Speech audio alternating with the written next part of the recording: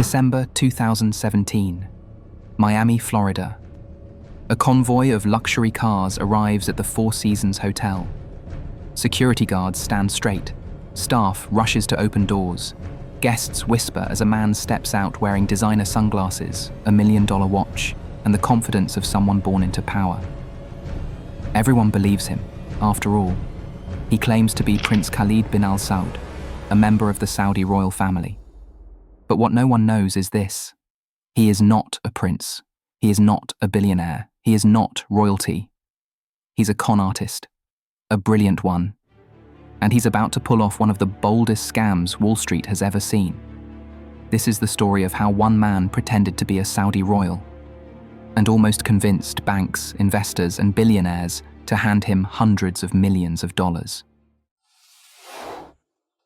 In Colombia, 1970s, Anthony Enrique Gignac is born into chaos, a country torn by poverty and violence.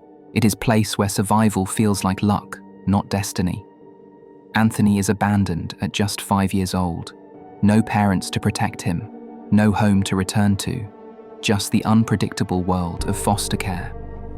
He grows up watching the rich drive past in armored cars, kings, diplomats, wealthy foreigners, men who move through life untouched. And at a young age, Anthony realizes something. Power isn't always real. Sometimes it's just performed. One day, he pretends to be someone important, just as a joke. A prince, a child of royalty. And people believe him. Not because he looks royal, but because he sounds like he belongs there. That moment changes everything. He discovers his superpower, confidence, presence, and performance. If he acts like he's above the rules, people treat him like he is. By his teenage years in the US, the lies only grow. He fakes identities. He crashes luxury hotels. He sweet-talks airline staff into upgrades. He convinces restaurants to seat him like a VIP. And every time he gets away with it, the mask grows stronger. Every success whispers the same message. You can be anyone you want if you play the role well enough. And eventually, Anthony chooses the ultimate role, the one costume that opens every door, stops every question, and shields him from every suspicion. A Saudi prince. But not just any prince. A direct member of the legendary Al Saud family. A cousin of the Saudi crown prince himself. But why this identity? Because Saudi royalty is one of the wealthiest families on earth, and no one wants to offend, challenge, or interrogate them. A Saudi prince can walk into any bank, any hotel, any government office, and demand respect from people.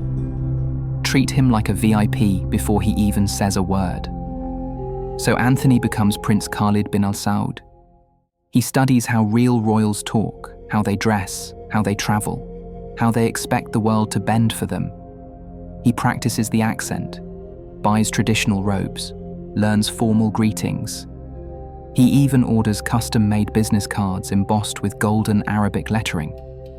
And slowly, the new persona becomes real, not just to the world, but to Anthony himself. He isn't pretending anymore. He is the prince, at least in his mind. And once the mask is on, doors start opening everywhere. Luxury hotels offer him the best suites. Banks invite him into private boardrooms. Businessmen fight for his attention, and bodyguards step aside when he walks through the lobby. If you are wondering how does he pay for all these services?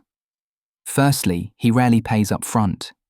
He makes people bill the royal office. Because a real royalty doesn't pull out credit cards. They don't swipe. They don't hand over ID. They simply say, "Send the invoice to my office," and businesses obey. Because luxury hotels and airlines are built around one rule: never offend a VIP. Even if he has to pay, he will use stolen or fraudulent credit cards. So the boy from Colombia, poor, abandoned, forgotten, now enters rooms like he owns them. Because to everyone around him, he's royalty. And that is the birth of the illusion. The prince, who will soon scam Wall Street, billionaires, and global banks. all because he mastered one truth early in life. If you look like power, people will give you power. By the time Anthony becomes Prince Khalid, the illusion is no longer a disguise, it is a full-scale production. He builds a royal life so convincing, even seasoned bankers and billionaires fail to question him. He travels like a prince. Black SUVs and stretch limousines glide up to hotel entrances, drivers rush to open his door. He surrounds himself with the symbols of power. 2 security guards walk behind him, who are hired for a day, and they think they're protecting a foreign dignitary. He uses fake diplomatic license plates on his luxury cars, plates that make police hesitate, that make valets treat him like a head of state. He spends money like it's dust, $100 bills tossed casually on tables, massive tips, lavish dinners, designer shopping sprees. He's not spending millions. He's spending just enough to look like he has billions. And Wall Street notices. When Anthony walks into a major financial institution, he doesn't ask to open a small account. He claims he wants to invest hundreds of millions of dollars in Saudi royal family funds. That number alone flips a psychological switch. He is escorted into private conference rooms with glass walls and soundproof doors. Banks treat him like actual royalty. They show him exclusive investment portfolios, confidential market insights, high-limit credit possibilities, and privileged access to global branches. Security escorts him through side entrances so he won't be bothered. They call him Your Royal Highness. They compete for his attention, because in their world, no client is richer than a Saudi prince. And that is where the illusion becomes dangerous. Every limousine, every suite, every bodyguard, every bank meeting isn't just for show, it's bait. Bait for investors, bait for financial institutions, bait for anyone desperate to be close to money and power. And the higher Anthony climbs, the more people trust him, and the more catastrophic the fall will be.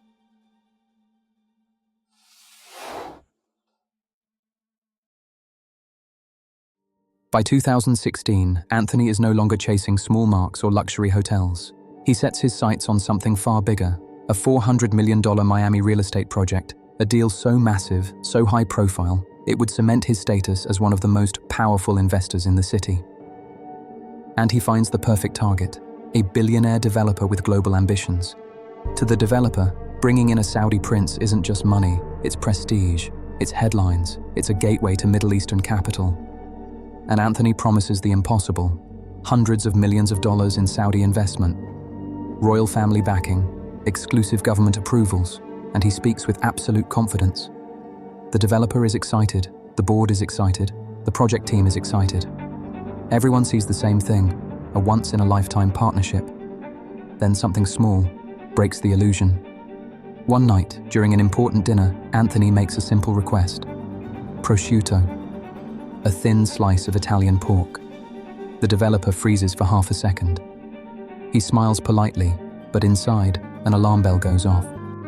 A Saudi prince, from a conservative Muslim royal family, casually eating pork. It doesn't add up. Doubt becomes investigation. The developer quietly hires private investigators, people who specialize in international fraud. And almost immediately, the illusion starts to crumble. They find out that the prince's diplomatic passport looks slightly off, the holograms aren't aligned correctly, and the numbering format doesn't match official Saudi documents. The investigators dig deeper. His listed residences don't exist. His previous investments leave no trace. His travel records contradict his own stories. The deeper they look, the stranger, and more fabricated, everything becomes. Finally, they make one critical phone call. The developer's team contacts the real Saudi embassy. They confirm his name, his title, his supposed royal lineage. On the other end, the embassy official grows confused. There is no Prince Khalid bin Al Saud. Silence hits the room like a punch. They ask again. The embassy repeats, "This man is not a member of the Saudi royal family. We do not know him. We have no record of him." In that instant, the illusion collapses. The billionaire realizes he wasn't negotiating with a prince. He wasn't securing Saudi investment. He was being groomed for one of the most sophisticated scams Miami had ever seen. And now, the real story begins. The chase, the exposure, and the downfall of the fake prince. By now, the illusion of Prince Khalid has dazzled half of Miami. But behind the scenes, the truth is rapidly catching up. Once the billionaire's private investigators sound the alarm, the case lands on the desks of federal agents, and the FBI begins to watch. Agents follow Anthony's every step. They trace his credit cards, they monitor his emails, they pull surveillance footage from every hotel he's ever walked through.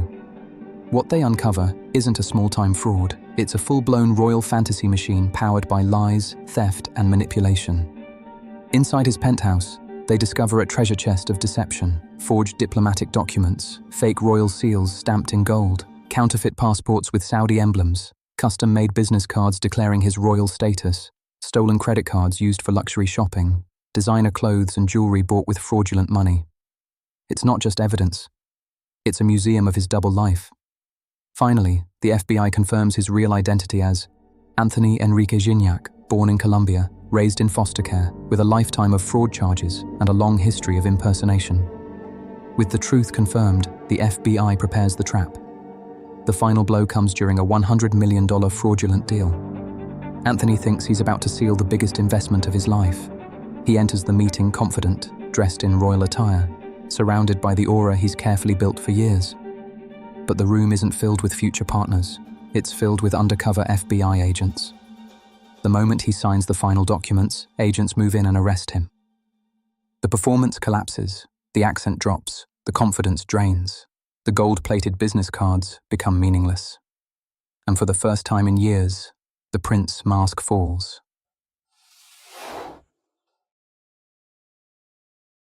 The courtroom is packed, reporters, victims, former business partners, curious onlookers who once believed he was royalty.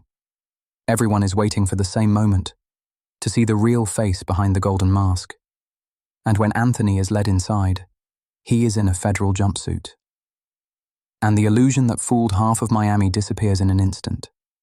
The truth shocks everyone. The more they reveal, the more the courtroom realizes there was never a prince. There was only a performance. Then the judge delivers the sentence, 18 years in federal prison. The courtroom is dead silent.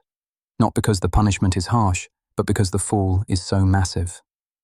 The judge pauses, then asks the question everyone wants answered. Why? Why live this double life? Why deceive so many people for so long? Anthony doesn't argue. He just lowers his eyes and whispers, I always wanted to feel important. Anthony didn't just fool a few people. He fooled Wall Street analysts, international bankers, billionaires, and global corporations. All because he understood one thing better than anyone. People believe wealthy, powerful men, and they rarely question royalty. His story is a reminder that sometimes the most dangerous person in finance isn't the one with the real money. It's the one who looks like he has it. If you like this video, make sure to subscribe where we will be uncovering more stories like this. Until then, stay safe.